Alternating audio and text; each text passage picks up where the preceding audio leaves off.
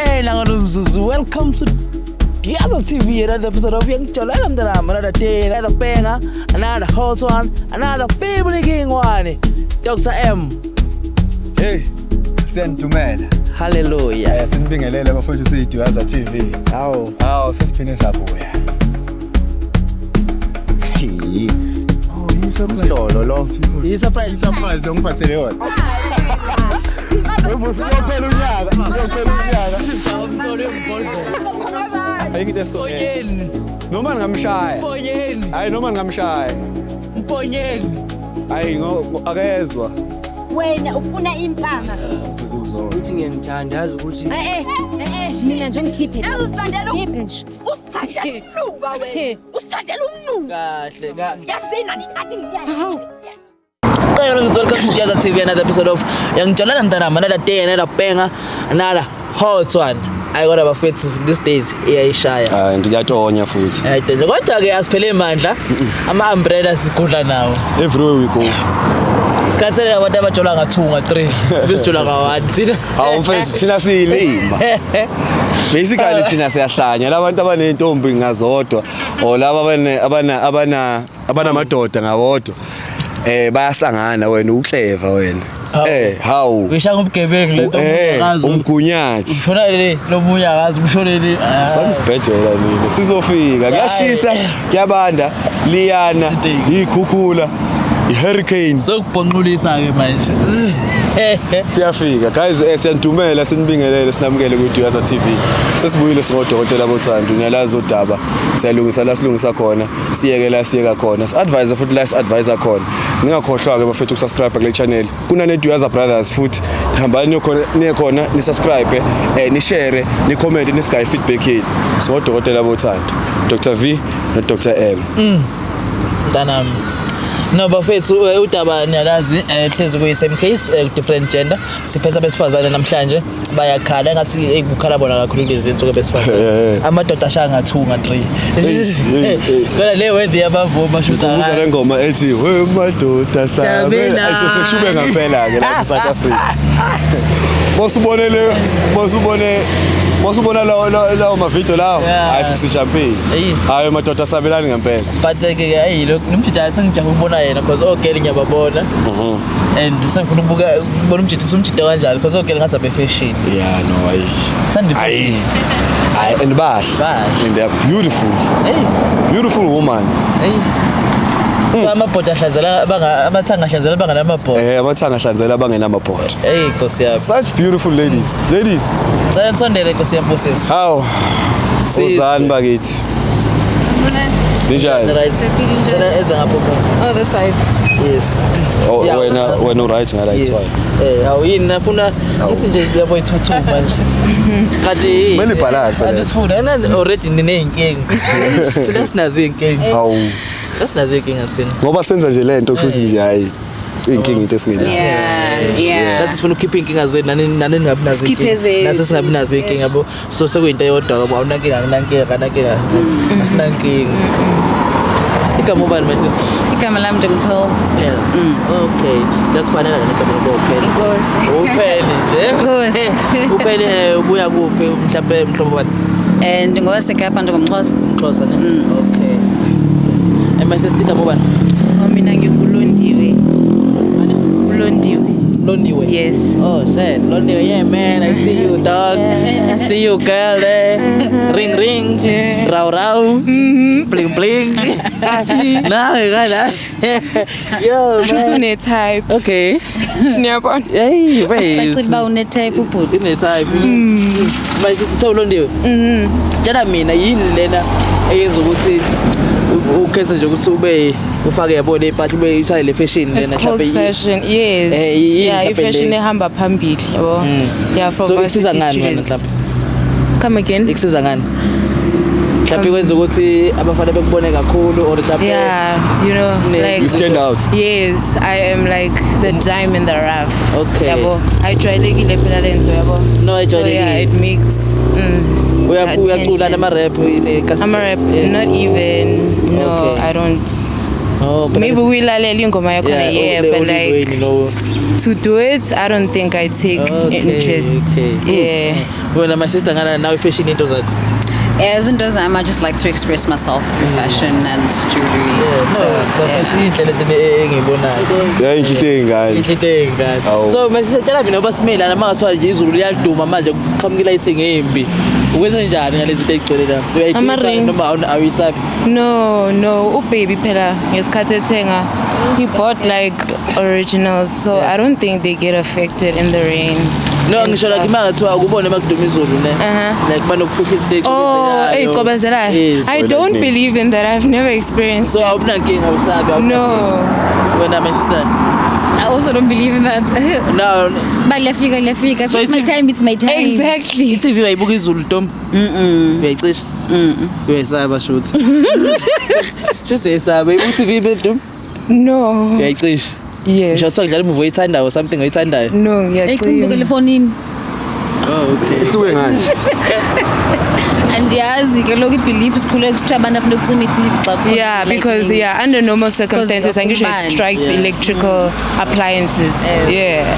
Anginankinga bafethu. Ngiyajabula ukunazi Sithokoza TV thina uMusa Manqalelo, uVusimanqalelo, Okay. uChris Shuthayo. Alright. Ubani osize ngaye lapha? Mtshela. Size ngumuntu wami ugift. Umuntu wakho uGift. Ewe. Nkosi yami. Uyazi ukuthi ngigift nami.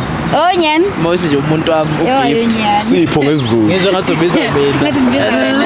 Yabona ngathi uva kamnandi. Yeah, hey ndiba kamnandi. Hey ndiba kamnandi samapha. Hey Nkosi yami.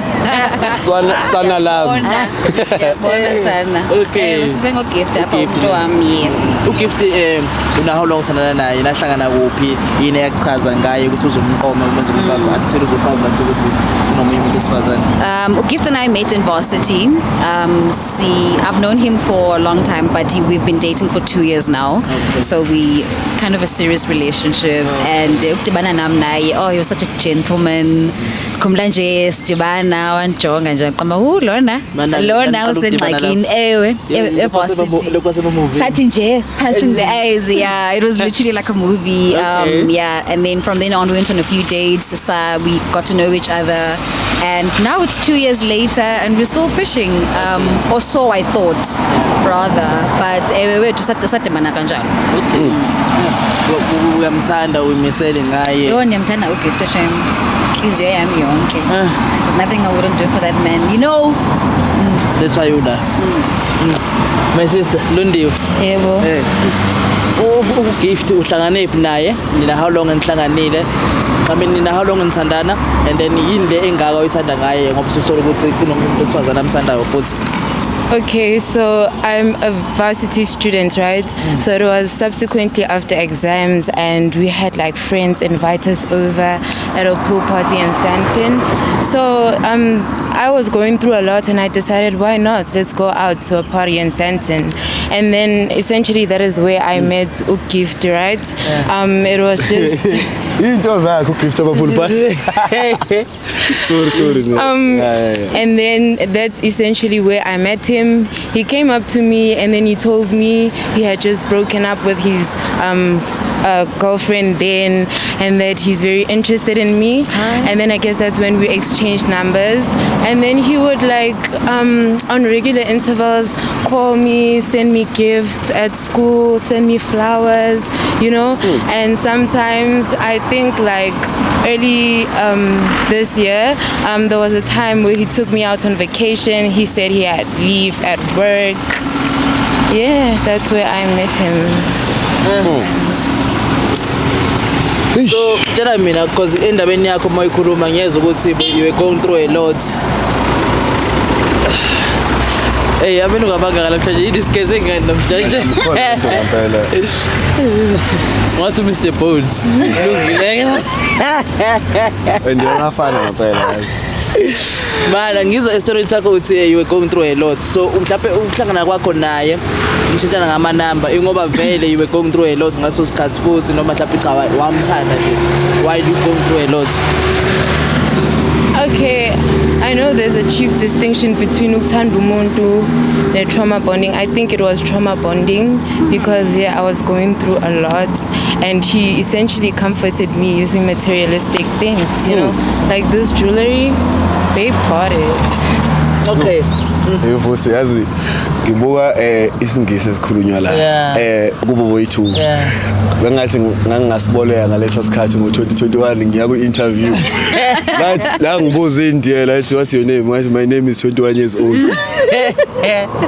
I'm like what the fuck no but you guys are well spoken yeah no my sister ngisafuna ukubuza la uthi okay isitori sakho interesting yabo it's interesting story sakho my sister ngisafuna ukubuza la ukuthi okay nahlangana you going through a lot and then yes you are and kusephathini and you going through a lot and you comfortability nayenza vele same night because it's a party niyaphuza you going through a lot nayenza vele I mean, same time. Pendula says it's an easy question. Almost, because he was like 2 minutes and then he passed out.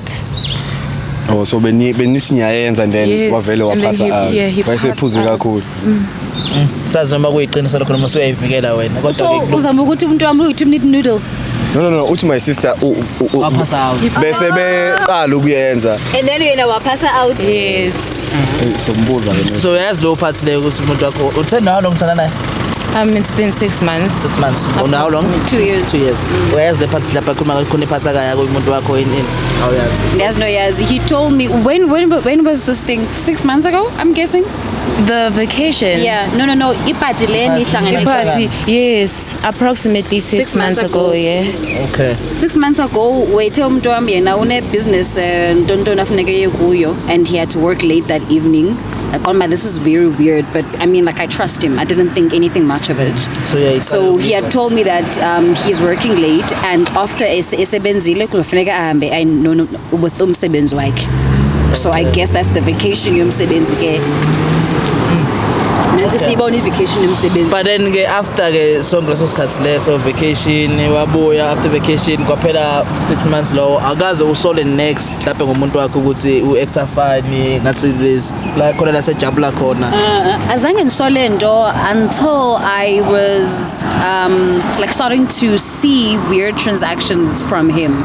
For example, like he was becoming more secretive with ifoni yakhe like usually sile bed kanye sofeni sile phone so bayitu athi ifoni nqomba like what's going on ke ngoku kubona then andayihoya and a few months ago like I asked him for cash for something that I needed so lonke ngenamali ubhuti so lonke engenamali ugayina qomba this is actually very weird because whenever I needed stuff from him financially he would always support me and of late akanamali or khona story and yes now when ugel city they've been vacations yamjonga yambona nayo ne blink which means uthi umthengela any blink yonke into now bekuthengela now bewayithengele bondala kanjani zindala but because it's real ke shame as this be kubone mntasekhaya but yeah so I've noticed changes in him in the sense of like he's being more secretive, doesn't have money for some reason and hlezi nje ehamba ngomsebenzi and I know he has a very demanding job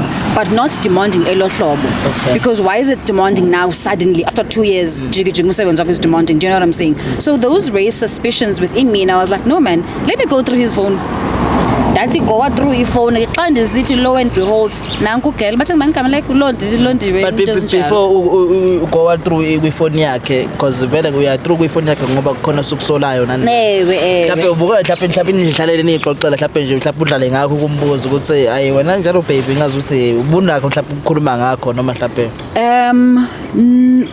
not because I was suspecting into nje playfully and he'd always reassure me and whenever I had questions like I would ask him but babe like why are you back so late, why are you going to work so early kutheni like what's going on, like he'd always reassure me like I was nje angibamba ndibheke emehlweni angitshela ukuthi no baby don't worry you know you're the only one for me ngizokutshata yo easy gone so like I never thought ukuthi I need to ukuyilandelela kubone because he would always reassure me nami didn't believe yabo my sister yebo ngiphinde ngibuye kuwe ngala ngiyasiza story my sister athi lapho bomuzwa naye mayikhuluma ubumlalela ngithi tshela mina ukuthi wena umjida wambuza into naye nomuntu mhlawumbe after ke usoqhubeka insuku senenzile whatever niyenzile nahlangana ephathini into engathi siyabasela sinathandana or lokho nicommunicate njalo wambuza yena ukuthi awunayo no girlfriend mfethu I mean, at some point when we were on vacation, wapuma,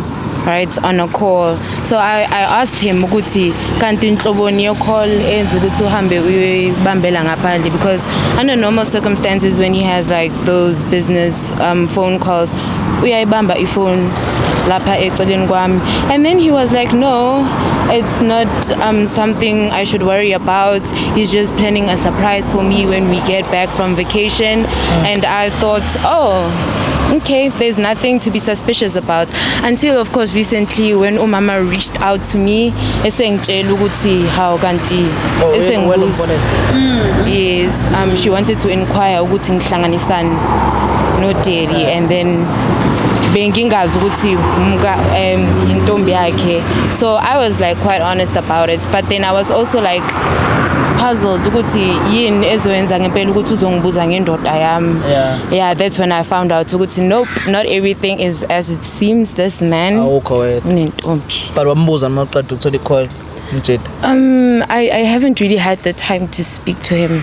Sevilo wamatasa. So njengamanje ulindeleni ngoba silawo mhlawumbe kuzofika the same guy lo wakho mhlawumbe ulindele different guy?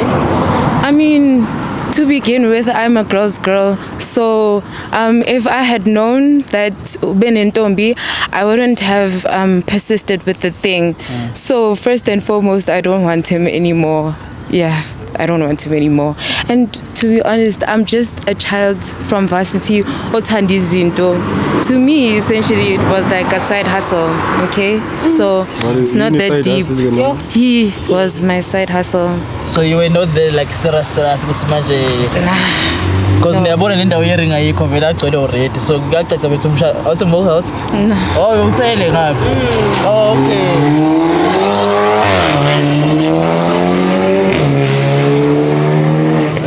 But we receive. We receive.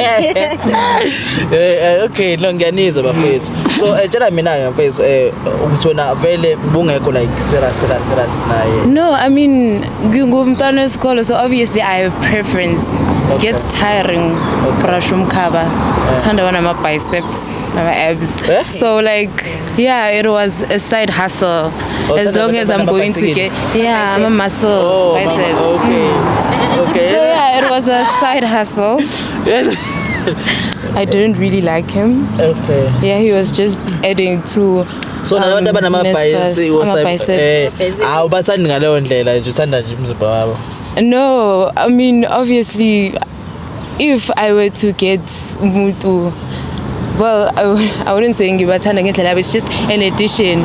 But I'm like a sapiosexual. I like smart people, so smart and biceps. Yeah, type wami. Okay. Yeah, so he doesn't have biceps. I mean, cabanga sengimbambe ngesandla ngihamba naye esikoleni. Mangifike ekhaya ngiyomphiya ngizothi umuntu akanabo biceps. Asisisikole. Unothando ekugqibeleni, unothando, it's not about biceps.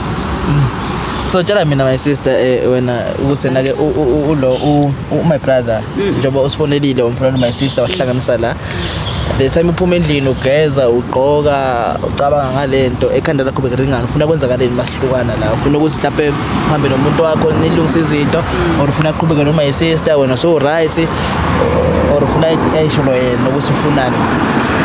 I actually want to teach him a lesson because I don't want him to think that it's okay to string women along like that. We've been together for 2 years. Obviously, I was hoping for marriage and because we've spoken about those things and we were working towards izinto ezinjalo. So angisafuni into kuye ingcinga zami ngokundiza apha. I was thinking, you know what? I just want him to tell the truth. Achaze inyani bafuna ndoni and why lento ayenzileyo, because I actually want to know, because when you find out izinto ezinje, like iphula umphefumulo. Do you know what I'm saying? It's like, is there something wrong with me? Ndibona nze into wrong okanye ndiyambora kubone. So I actually want to know from him bana yintoni lena ingaka ecaba mna andinayo okanye ecaba mna andimniki ezohamba aye kumntana wesikolo una 21 years old. Yabo. Okay. Kodwa ufuna ukuyeda bafuna ukubuza my sister. Ngicela sifone. Please. Ngicela sifone. Ubani uya ku date naye? Wena. Okay. yazi nje ngenhliziyo kuloko ngithe nje wow. So uma ungahlangana nomunye umuntu because vele ususu right ngalo mhlawumbe next week esinye isigora nje esismart Onemali. uzosiqoma naso Hayi, uzosithatha ngizosiqoma. awucicisi ne egoreni. Okay hayi ngiyakuzwa ubambe ifoni umtshela ukuthi ukhona ula ku stop sign. Okay.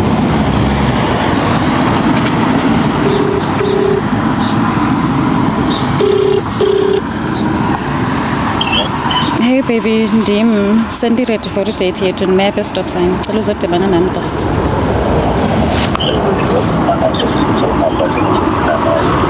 Yeah?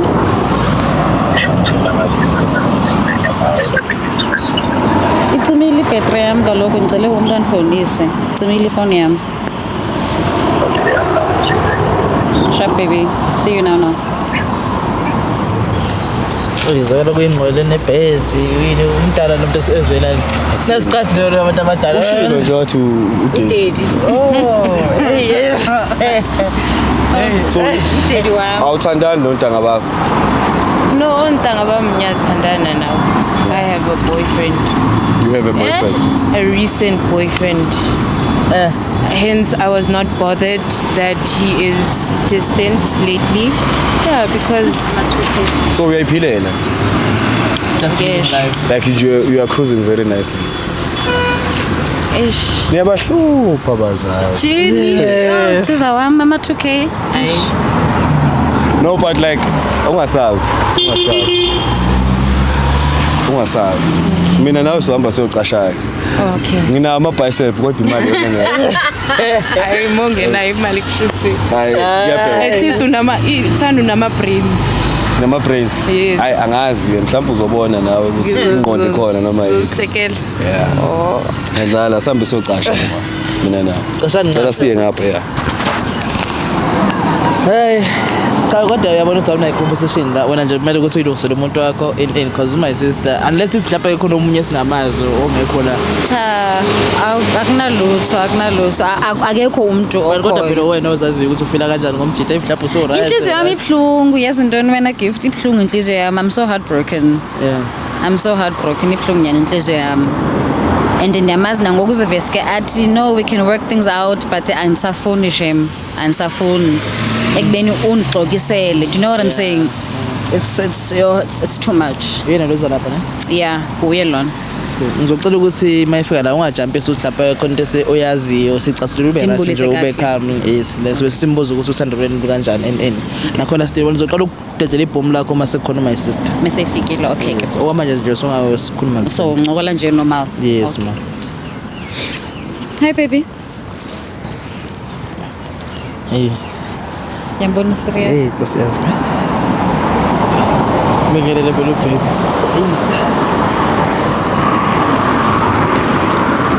Just come. But njani grand boss? Yaphela unjani? Yes khona. No, ngicela nje sondele ngapha igama lami ngovusi. Ngiyaxolisa ukungifica ume no wakwakho. Nama camera ngaphezulu kodwa ngithemba ukuthi uyamthemba ubengeke akubizele into ebhedayo. Ukuthi nje into ukuthi ngichaze ukuthi kwenzakalani. Bangabe manje bebina amakhamera nje Ngichaza ngiyabafina wana amakhamera shuthi into esiyenzayo sinza ama vlog or ama interview abantu abathandanayo. My sister la ubesitshelile wasibhalela ukuthi hayi yena une date nawe namhlanje so ngathanda ukuthi naye evelela nomuntu wakhe emchazela ukuthi umthanda kangakanani nawe umthanda kangakanani. manje baby wami nongangitsheli ke manje ukuthi usukunawo Surprise, my babe. abobani ba No kune surprise enye sihamba naye khona esiphasele yona so the reason akutshela ngoba vele ufuna ukukusurprise. une surprise Yeah kune surprise ukuphasele yona. Hayi ukuthi mhlawumbe Uthando lwami. ayikho into embi.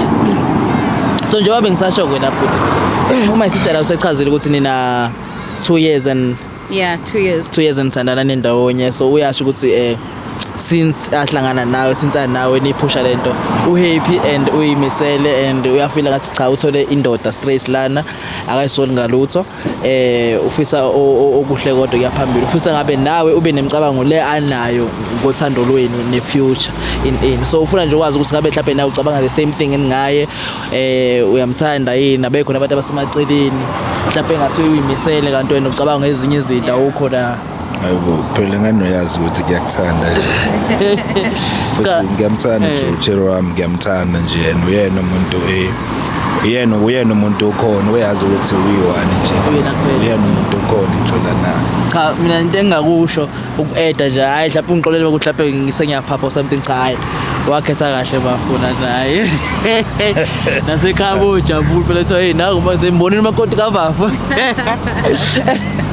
cha hayi wakhetha kahle phela manje ile nto ade ufuna ukuyazi ukuthi ngabe mhlawumbe uyimeseleni ngaye into kanjalo so but then sazikhuluma kakhulu nginganibambezeli because uyishilo ukuthi niyaphuma khona la niyakhona ngizocela ukuthi sekulethele surprise yakho sithemba ukuthi uzojabulela uma isister uyena oyichoosile because uthe uyakwazi ukuthi uthandani and then ke sasilekelele ukuthi utholakale so gayona and then bese nathi sishaya indlela naniqhubana si birthday yami baby uyicabanga njani le surprise vele mina ngi birthday manje bafuthi hey surprise yami le ya ubepho walindela ngebirthday kuphela yenza noma yini ukuthi akangijwayezanga ngala surprise what Shitha yokuqala ke mhlawumbe yokuqala yokugcina sazi ngiyaqala ngisobona mhlawumbe uyaqala uyagcina mhlawumbe uyaqala uyaqhubeka sazi ngizela ngama surprise ngicela ukuthi umvala amehlo my brother okay surprise yabongena kusuke mina kanjani oh nabo baby bani wait my brother i surprise manje uza nabantu engabazi usungivala amehlo manje ngiyavuma nawe uthi ngiyaxolela mamela ngiyaxolela this is going to be a very very great surprise cela undithemba mina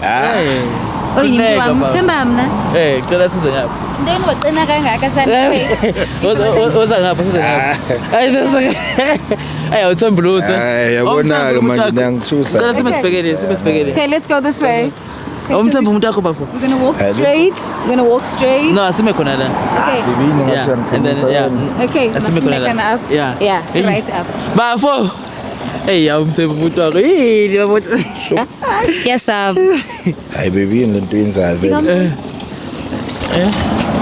dale kudlula siyamthusa awathuka ngizoba na u3 bese okay sibe surprise 3 2 1 surprise hello daddy oh surprise sucho ngamna ewe yongo hello daddy bafisa manje wena ufethu wena uyini into ngilethele na yiyona into ngilethele yona into enzakala my brother my sister usifonele wafonela my sister simazi kade sixoxela nje ukuthi yena uyakwazi esho ukuthi unahlangana ephathini how long pool party in Sandton nina 8 months 6 months together yes bese ngakwazi konke lokho sikuzwe ngayo my sister nangu sibizile usufuna ukuthi wena uzocacisa ukuthi kahle uthanda yena noma uthanda akuse mhlawumbe ungabuza yena ukuthi wayenza yonke lento hayi bafitha yazi lento enenza mina wena ongangitshela ukuthi unento esomfithu vele why ukwenzakala vele so that's you wena ufike njani lana vele angisho mina awuzange uzungitshele ukuthi wena unentombi yakho I mean at the party I asked you are you in a relationship you said no and then at the vacation you went out for a shady call and then I asked you are you in a relationship you said no you said you were planning a surprise for me so like kungaza kanjani ukuthi ngingafiki lana. What's shocking to me is the fact that you hear and uta bafetu. Why are you saying bafetu? You should actually be running to me and saying, Pearl, I am so sorry. I don't know what's going on here. No, man, futhi ngicela ukuhamba futhi phone no mara people wena uyazi you can't call me baby after 2 years you've been talking nje mfethu akunankinga mara uyazi ngiyakuthanda uyazi ukuthi mina ngithanda wena and we've been together for 2 years I know that you love me and I used to see your actions that you love me but now nazi actions zakho uthanda lakho ibe happy lokuthi into ungangithembe ke uyithatha ibe happy lento yenza ivela apha hayibo njani buti into lenibuza yona awungithembi ukuthi wena ke leno nabafu no mfethu yazi lo sisi lona sihlanganele nje bese bekasephathini futhi sihlangane nje kayi2 kayi3 and then yabantu iphelele lapho jo manje mina kwakwenzakalani ephathini bekuyipool party jo bese ephathini nje benilala khona ne no akulalwa lapha bokumnandi siphusela amabhiya wena usuthandana naye no dala ngine 2 years vele nginaye lo muntu lo akusedala sihlange for sure sine 6 months nje and nakhona hlangane kayi2 kayi3 nje abantu ephelayo manje ngimangazi makathi mina naye siyajola kanti siyajola sisi How? Sejola. I mean, look at the jewelry. You took her to vacation. The Yeah, flowers. vacation wamthengela ijewelry, flowers, imali. Ndikucela imali eyezinto ezibalulekileyo Mfondini. baby mamela ngiyakutshela Uthi kuma unamali wena. Uthi kuma wena ubizwe emsebenzini. baby mamela mfethu ngiyakutshela ukuthi ulo Actually, don't touch me. baby amjuli nolo ngiyakutshela So my brother Angiboni uyathanda ukuthi umthinte yazi. uLondi la lento ayishoyo ukuthi awujoli naye in Londi uLondi fuwa simbuzelela ukuthi kwenzakalani phakathi kwenu wakubuza yini ukuthi wena unayo nomuntu uthi awushongo but then uthi naye vele naye akekho serious ngalo ndlela ngawo usho yena uLondi usho wena lo uLondi mfethu njengoba ngisho ukuthi sihlangane kayi3 the first time we met at a party and then we went out together yabona mina ngabe futhi bengitshela nje ukuthi yalelanga lelo kuphela then wenzeka futhi sakhuluma ngefone and then we met again for just 6 months yeah we met kayi3 sihlangane kayi3 yabona lokhu niyaxoxa efonini siyakhuluma efonini but awukwazi ucabanga mhlawumbe ukumtshela ukuthi niye kuxoxa or ikhathe off leto leyo phezulu nomuntu no angithi naye yazi umuntu wami nje obafunayo kwabona mase ngikhuluma iqiniso uhlezi ebhizi umuntu lo uhlezi ebhizi uhlezi ehambile ngesipani but ke uLondi yena uye nomuntu okhona so bethi beyibusiness plan bese wena uLondi hayi ukuthi siyajola noLondi nje besifike nje sihlangane nje sihlale phansi sicoce mhlawumbe uLondi yena wamtshela ukuthi unomuntu akazi ngitshela mara na obvious angeke aze angithole nje nginganamuntu so yena obvious into wena ekhanda lakho ocabanga ukuthi uzoyicabanga yena automatically ngicabanga ukuthi mhlawumbe uzobona ukuthi nomuntu uzobona kanjani Wow. I'm just as astonished.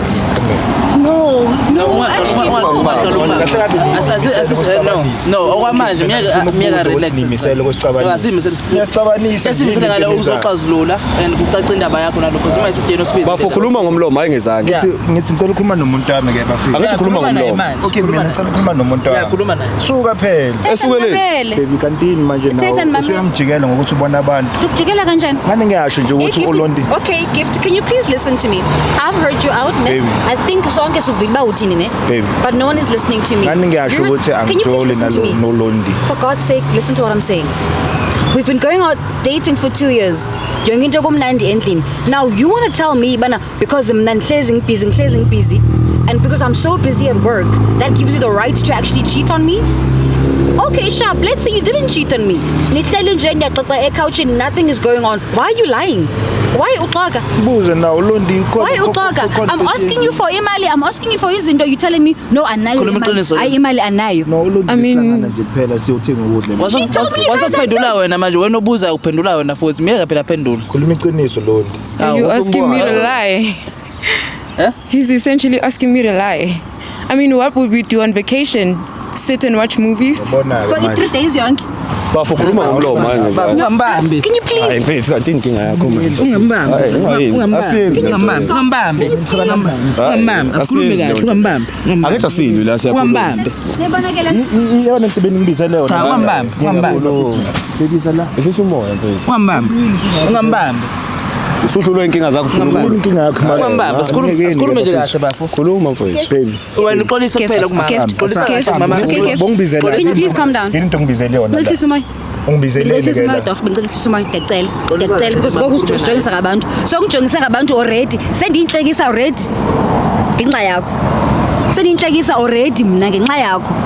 ngobufebe bakho ngani ngiyasho So now you know you are. ufebile kodwa mfethu Kakade nje khuluma na. iqiniso Inyani nje na. ngiyakusukela mina suke emuntwini wami manje sojola naye sofuna ukumthatha angijoli umuntu wami ngamsondela Don't do this. Don't do this. manini manje nawe yabona usozongijwayisa kala majida asambi man So ke Bambi, wena ufuna kubamba my sister awuhluka nomuntu wami John mfethu ngiyacela ke bafithu cela ubuye ngapha my sister uzokuzwa baby izalana man yazini. bafini wena ufuna umthatha umuntu wami manje wenzani into nayo yizayo intombi ngifebile manje wenzani into intombi yami ihlukana nontombi yami ke mfethu ngihambe I'm a nayo girl's girl. Hayi, If I nifunani, had into known you had nifunani, a girlfriend and you guys were serious and you guys were planning on getting married, I wouldn't have gotten on with him. I wouldn't have even gone to the vacation. So from girl to girl, I am very sorry, and don't worry, there will be no contact whatsoever henceforth between me. No, Chomi, no, mntasekhaya noba ungamcontact ningaye kwi-vacations zonke nideni kuyovalwa. I don't care anymore. Like a gift, I am so done. I am so done. We have spent 2 years. Like I am. Okay, mamela ke ithi ngikutshela iqiniso, babe, ithi ngikutshela iqiniso. No, andifuna ukuyiva. Okay, ngenze njani na first? So zizokwenza Baby, mamela. Hello baby. Ungathi Baby, mamela ithi ngikutshela iqiniso ne. uLondi asikaze silale. Yebo. Sihlangane nje estradini siphelele estradini sathenga amabhiya sabashapa kwabantu ephelayo. Asikithi Jomfethu. Asikithi mama. No, ngicela usuyangijikela ngokuthi ubona. Usuyangijikela ngokuthi ubona labantu ongijikelayo 6 months ago. Angithi wena uzenabo labantu usuyangijikela 6 months ago when you went to a pool party and you lied to me that you're going to a pool party went to emsebenzini wena. Baby ngokuthi ubona bona usuyangijikela. So for 6 months you've been consistently lying to me for 6 months, reassuring me every time at every turn. Baby ngokuthi ubona lamajito usuyangijikela. Ngiyaqonda ke ngokumanje ngicela uncedo from outside because my own man, I can't trust my own man. Baby come on Jomfethu. Don't touch me. Oh, bese I'm sorry Jomfethu. Asikithi mama ne. Please baby. So what's going to happen from now on? I'm done. From a brother to brother. Mara mfiti I am done too. I do not want anything to do with him because essentially what he's making me look like. Gift. Now show something. Then show something. Yeah, honestly, I'm done with him. I don't want anything to do with him. I didn't know he had a girlfriend, and essentially what he's making me look like is a whore. Because now it looks like Mina, I came between them. So honestly, I am done. Honestly, I don't do 2 minutes anyway. So I'm done. Not the shade. Not the shade. Baby, excuse ma'am. Londi. Usayaphi kuLondi? Ekubeni uthe ufuna ulungisa izinto kuma usayaphi kuLondi? Ungamiyeke kuLondi nje. Baby now uhlezi ungekho Jomfethu inkinga ukuthi. Ke ngoku that's the reason for you to actually cheat on me because ngihlezi ngekho.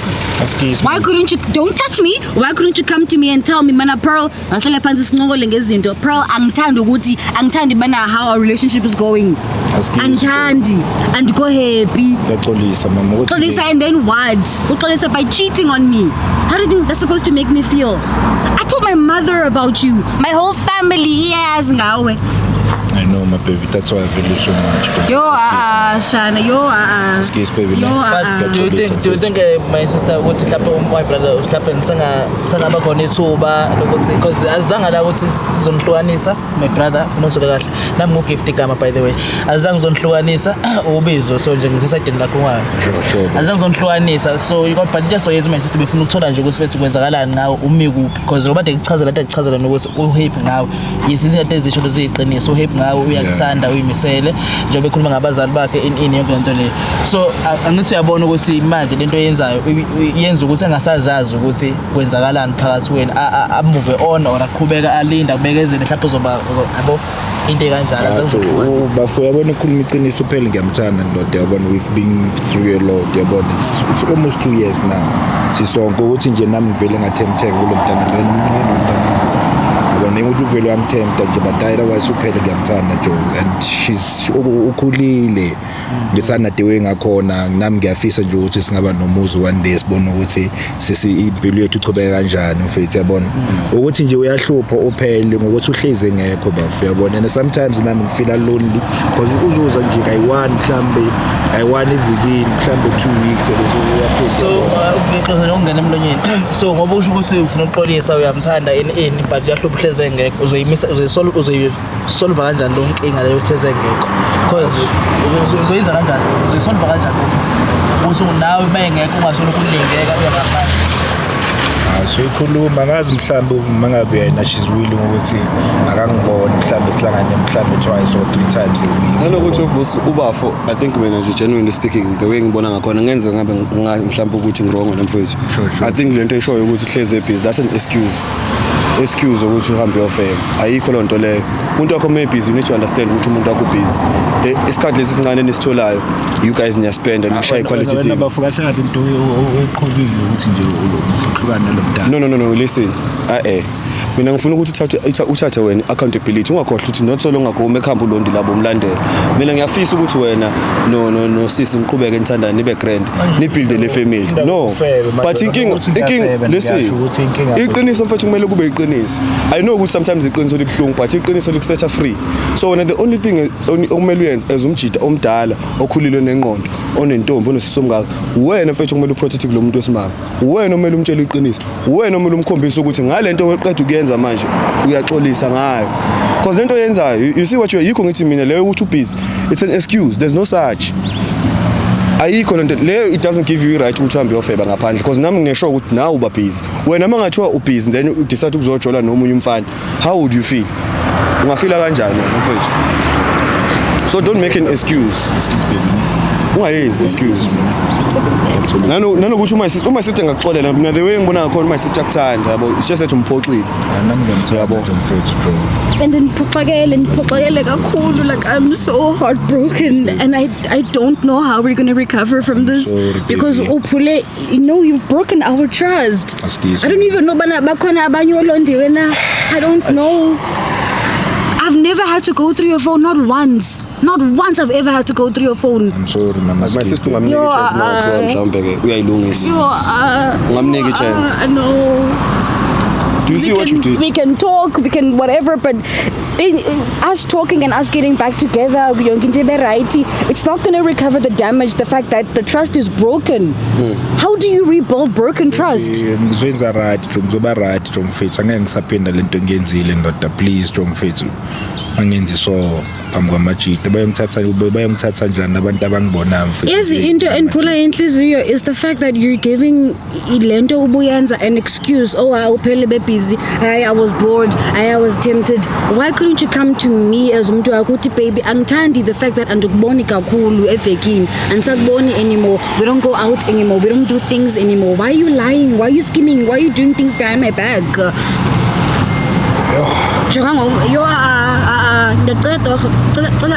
you see you're disrespecting me you're literally on your phone while I'm talking to you. Excuse me. Like I'm done. Manje baba fithi ngithini ke njengoba ninza so ke cela ukuhamba nomuntu wami ke No, I'm not going anywhere with you. Andindawo now. I'm not going anywhere. Andindawo now. Ngibele mova abantu ofike ngayo. Yeah.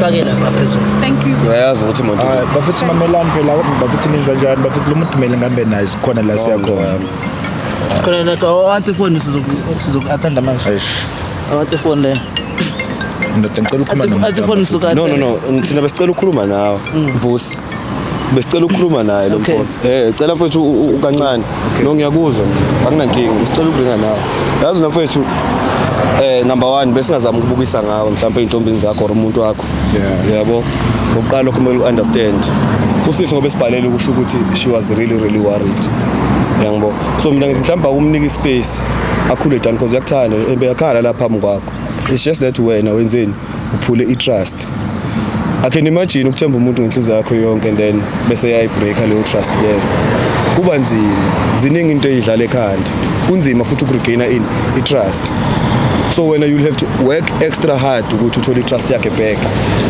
akekho umuntu perfect dog nathi ngoba sila we are not perfect no one emhlabeni nje akekho umuntu perfect no nani uzuyibuka lento ukuthi ihamba ifike deep nase eBhayibhelini uMoses was not perfect but he became umuntu kaNkulunkulu so nawe you need to understand ukuthi yes you did your mistakes but now okubalekile ukuthi how do you recover your mistakes walungisa kanjani ama mistakes akho as indoda ubuke ukhulile ubuke kunengqondo but now the way wenza ngakhona nanokuthi izinto zakho uyikhave mfethu khave into zakho usumdala manje for sure you know exactly where you're going with life uyazi ukuthi mose ukuthandana nomuntu uthandana naye ngoba niyapi uma ukuthi ufuna ukwenza lemfree yakho ufuna ukuyenza fihla mfethu at least or umtshela umuntu ukuthi listen mfethu mina nginomuntu whatever so that uprotect abantu uprotecta yena buka manje ingane yabantu yenzayo yakhala ngenxa yakho mina ngazi noma wena uyakujabulela nombone ekhaya But more than anything, dog, go fix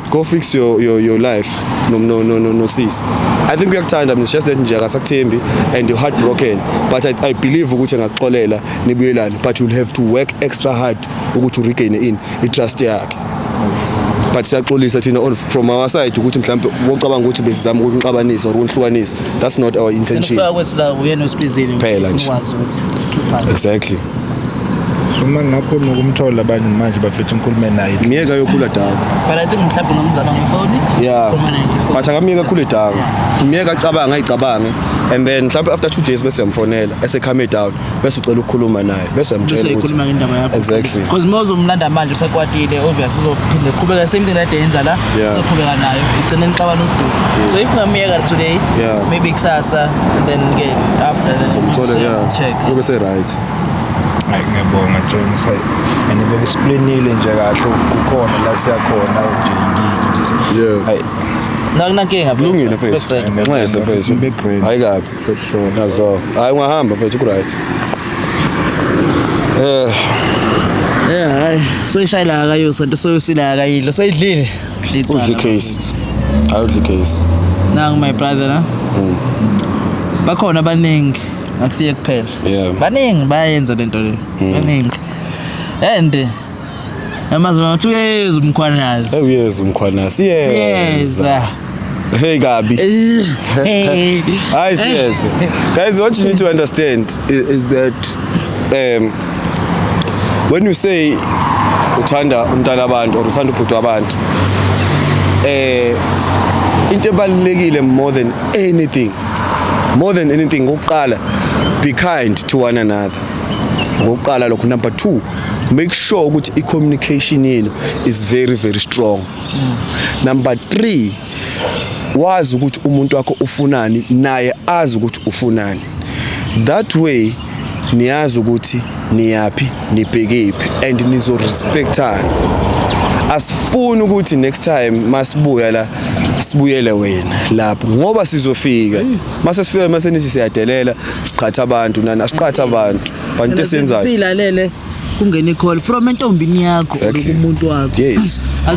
Asivuki nje sicaba ukuthi hayi ake siyobheka usibani bantu ufeba kangakanani. Yes. Khona lento le show uYanda Potwana ethi take care of the truth before it takes care of you. Yebo ijali phela. No faith. Ya sitsazohlala ukuthi sizimele. Sizimele. Chris, take us.